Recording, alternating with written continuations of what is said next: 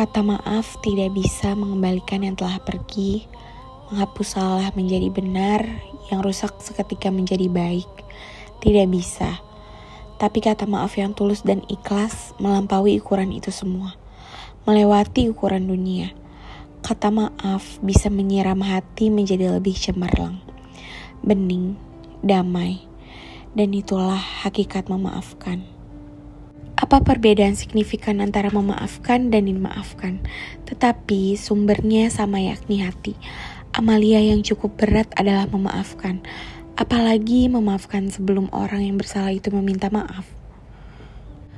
Memaafkan selama ini diasumsikan sebagai simbol kekalahan.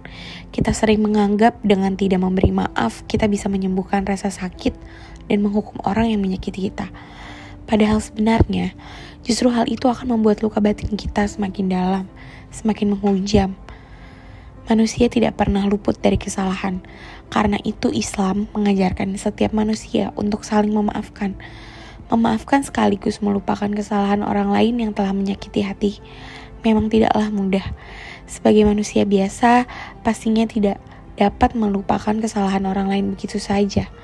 Renungkan firman Allah Subhanahu wa Ta'ala dalam Al-Quran Surat Al-Imran ayat 134 yang berbunyi, orang yang berinfak baik di waktu lapang maupun sempit, dan orang-orang yang menahan amarahnya dan memaafkan kesalahan orang lain, dan Allah mencintai orang yang berbuat kebaikan. Memaafkan menjadi sebuah kebutuhan bagi seluruh manusia. Bukan sekedar sebagai tanda ada rasa bersalah dan pengakuan atas seluruh kesalahan yang telah dibuat. Meminta maaf dan memaafkan juga menjadikan kita sebagai manusia yang penuh dengan kelapangan dan kerendahan hati. Memaafkan orang yang bersalah kepada kita bukan hanya membuat mereka terlepas dari rasa bersalah, tetapi membuat kita semakin bersyukur karena mereka masih diberi kesempatan untuk memaafkan orang lain. Perlu diketahui, memaafkan sangat baik untuk kesehatan. Studi yang dilakukan oleh Dr. Frederick Luskin memaparkan hasil bahwa sifat pemaaf memicu munculnya keadaan baik dalam pikiran seseorang, seperti timbulnya harapan, kesabaran, serta rasa percaya diri, dan akan mengurangi kemarahan, penderitaan, lemah semangat, dan stres. Memaafkan sekalipun terasa berat, namun dapat memberikan rasa bahagia tersendiri. Memaafkan merupakan salah satu akhlak terpuji. Menurut Kabrina Rian Ferdiani, ada 4 langkah krusial yang membuat proses memaafkan menjadi lebih mudah. Pertama, harus disadari emosi negatif yang kita rasakan, mencari tahu bagaimana kita menghadapi atau menghindarinya. Kedua, buatlah keputusan secara sadar untuk memaafkan. Ketiga, tumbuhkan rasa maaf itu terus-menerus, karena mungkin saja orang yang menyakiti kita sebenarnya tidak memiliki niat apa-apa, tetapi karena kondisi yang memaksanya melakukan semua itu. Dan keempat, menyadari dampak positif yang akan dirasakan ketika memaafkan orang lain. Dalam Al-Quran Allah berfirman, dan janganlah orang-orang yang mempunyai kelebihan dan kelapangan di antara kalian bersumpah bahwa mereka tidak akan memberi bantuan kepada kaum kerabatnya, orang-orang yang miskin dan orang-orang yang berhijrah di jalan Allah. Dan hendaklah mereka memberi maaf dan berlapang dada. Apakah kalian tidak ingin Allah mengampuni kalian? Dan Allah Maha Pengampun lagi Maha Penyayang. Quran Surat An-Nur ayat 22.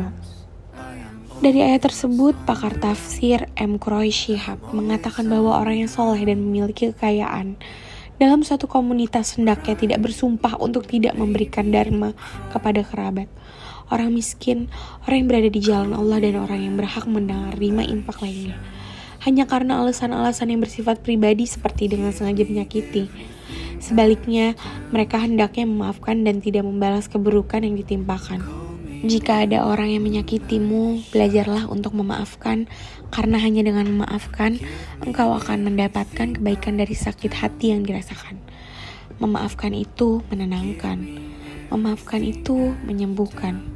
Memaafkan memang tidak merubah masa lalu, tapi memaafkan mencerahkan masa depan. Jangan kotori hatimu dengan membenci dan mendendam. Jika ada yang menyakitimu, maafkanlah. Jika engkau bisa memaafkan, maka engkau akan mendapat alasan kebaikan. Jika engkau bisa memaafkan, maka engkau akan mendapat kemuliaan. Sakit hati saat disakiti, patah hati saat tersakiti memberi banyak arti. Bahwa tidak semua keadaan harus sama seperti apa yang kita ingini. Tugasmu hanya menerima dengan rasa bahagia apapun yang diberikannya. Kadang kamu tidak tahu apa yang sedang disiapkan untukmu dari kejadian yang seakan kelabu. Tentang dia yang menyakitimu, tugasmu bukan balik menyakitinya, tapi menyiapkan hati untuk memaafkannya. Maafkanlah orang yang berbuat salah kepada kita. Semoga Allah memaafkan kesalahan kita pula. Tak perlu kita menuntut balasan kesalahan dia di akhirat, karena kita juga belum tentu selamat. Kalau kita masih kurang puas dengan alasan ini, ingat saja bahwa Allah itu Maha Pengampun. Semua dosa kita itu dimaafkan oleh Allah ketika kita mau bertaubat nasuha, walaupun itu dosa syirik dan dosa besar.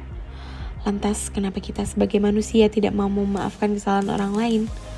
Padahal, bisa jadi itu hanya kesalahan kecil atau kesalahan yang hanya sekali, atau itu kesalahan yang bisa dimaafkan agar tidak membuat hati kita sakit.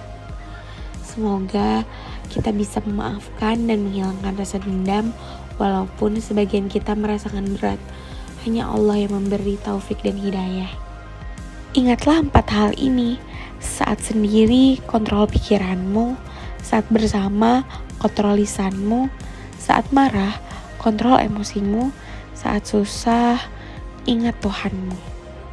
Terima kasih.